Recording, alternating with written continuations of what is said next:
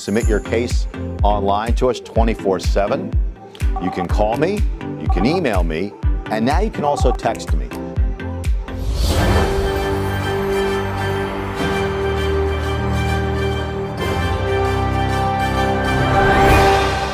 Breaking news with CJ Rosenbaum.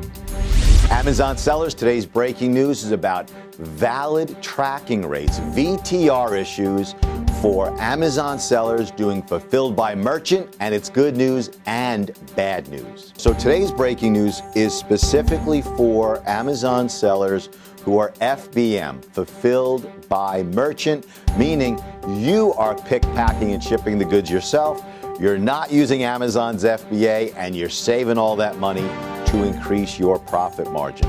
Now, if you're doing this, you should know what a VTR is. It's a valid tracking rate.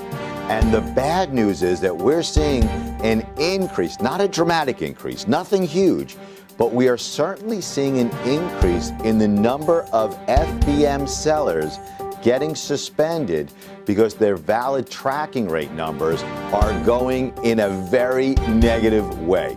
So what can you do about this? You got to be super careful.